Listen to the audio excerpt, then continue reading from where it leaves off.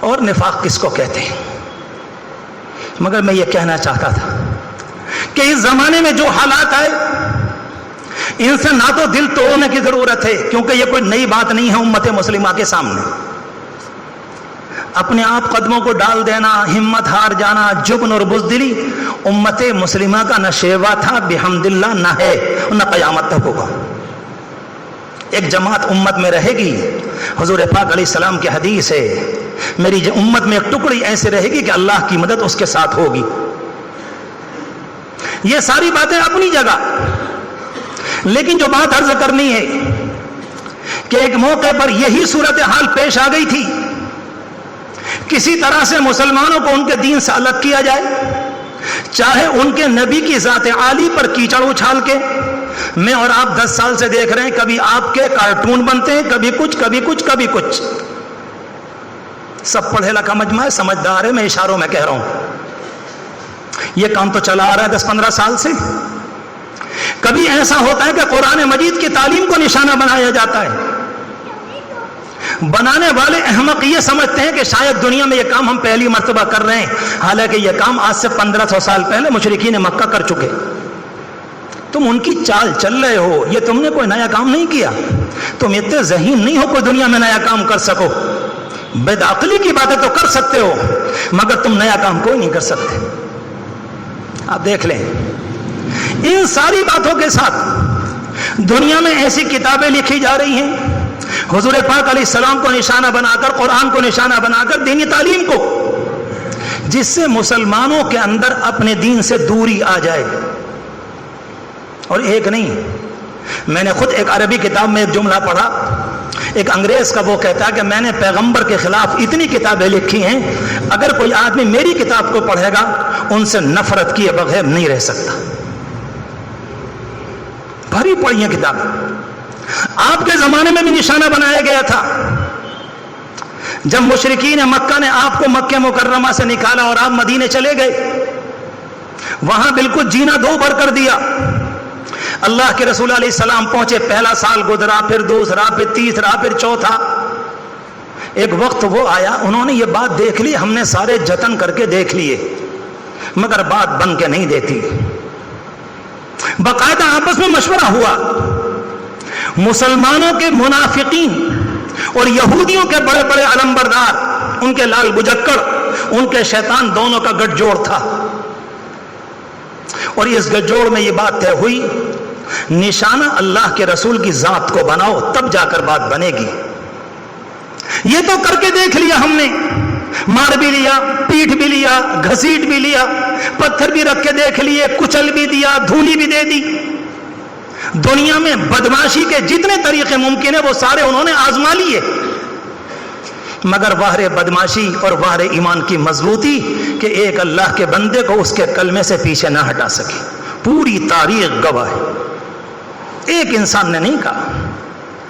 اللہ کرے کہ اس مضبوطی کا کچھ حصہ مجھے اور آپ کو ملے. اللہ اکبر. اللہ کی لاکھوں رحمتیں ان بندوں کی قبروں کے اوپر. کیسا دنیا کے اندر نمونہ قائم کر کے چلے گئے. دنیا سے کہہ دیا جو چاہے کر لو، اس جسم کی کھال ادھیڑ سکتے ہو، مگر دل کے اندر سے روح ایمان کو نکال لو، یہ تمہاری بس کا نہیں. یہ جسم کیا ہے؟ یہ تو آنی جانی جان ہے. آج ہے، کل نہیں ہے، کل ہے، پرسوں نہیں ہے. کون آیا ہے دنیا میں ہمیشہ کے رہنے کے لیے؟ آج ہے، کل چلے جائیں گے.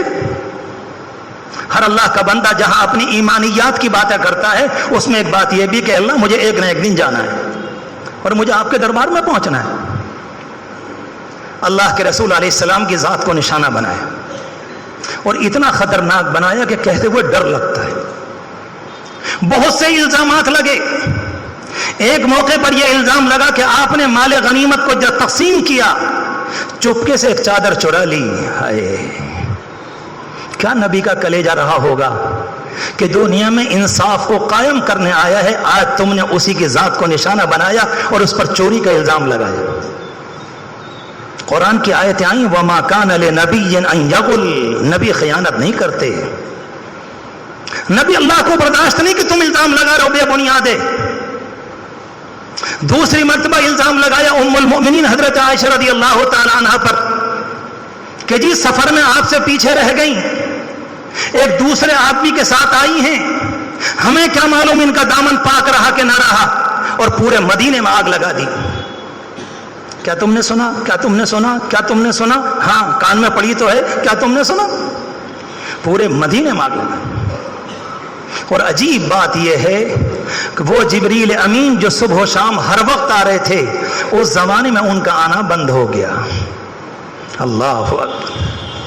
رب العالمین حالات لے کر آتا ہے۔ میں یہ عرض کرنا چاہ رہا ہوں، اللہ کی یہ طاقت تھی کہ رب العالمین پہلے دن یہ فرماتا تھا نبی پریشان مت ہونا، یہ الزام جھوٹا ہے، عائشہ کا دامن پاک ہے۔ جس اللہ نے 40 دن یا 1.5 مہینے کے بعد عائشہ کی برات کو نازل کیا، ان کی پاک دامنی کو نازل کیا، اس اللہ کی قدرت تو یہ تھی کہ وہ اسی لمحے قائم اتار دیتا۔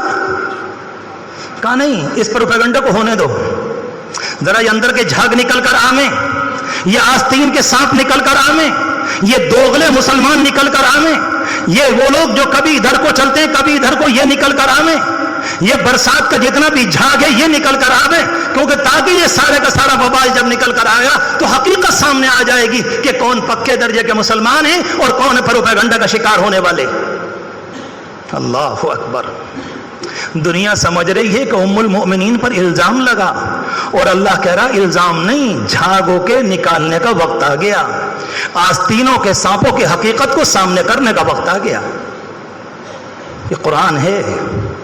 اگر اس زمانے میں قرآن کی آیات کو نہیں سمجھو گے، نہیں پڑھو گے، کسی جانکار سے نہیں لوگے، تو اپنے دل کو تقویت نہ دے سکو گے، نہیں رک سکو گے۔ اللہ کے گھر میں کہہ رہا ہوں پورے اطمینان کے ساتھ، یہ تو قرآن مجید اللہ نے عجیب و غریب کتاب دی، گرتی ہوئی ہمتوں کو تھام لیتا ہے، جس زمانے میں قوموں کے قدم اکھڑتے ہیں اس زمانے میں جمع دیتا ہے۔ کاہے کو پریشان ہو رہے ہو؟ یہ تو پہلے بھی ہو چکا ہے۔ کاہے کو پریشان ہو رہے ہو؟ یہ تو پہلے بھی ہو چکا ہے۔ کاہے کو پریشان ہو رہے ہو؟ اس سے خطرناک ہو چکا ہے، اور رب العالمین نے اپنے بندوں کی مدد کی، تو تم کاہے کو پریشان ہو رہے ہو؟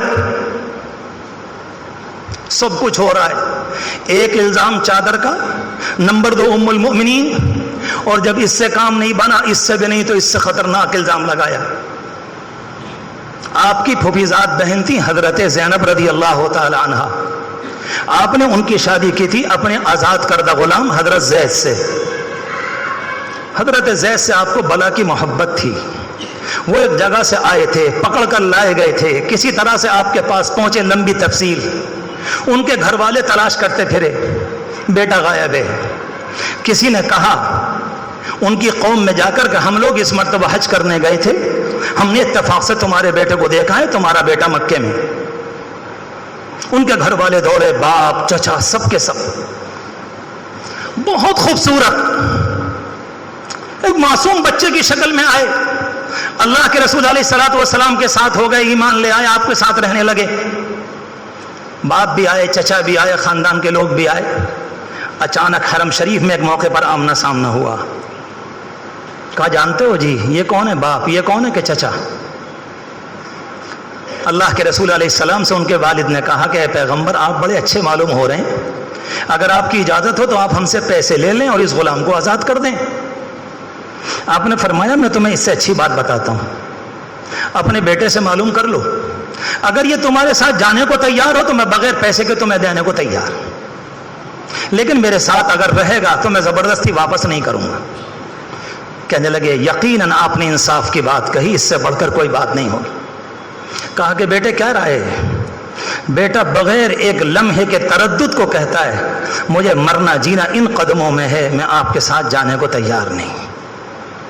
باپ کی چیخ نکل گئی، اتختار العبودیہ، بیٹے غلامی کو اختیار کر رہا ہے آزادی کے اوپر۔ غلامی تو بدترین علامت ہے، اس زمانے کے غلام کا مطلب تھا بالکل جانوروں کی زندگی۔ بیٹے نے کہا ابا جی اس غلامی میں ایسے لال اور جواہر چھپے ہوئے ہیں، میں تم سے کیا بتاؤں یہ کس در کی غلامی ہے، میں تمہارے ساتھ جانے کو تیار نہیں۔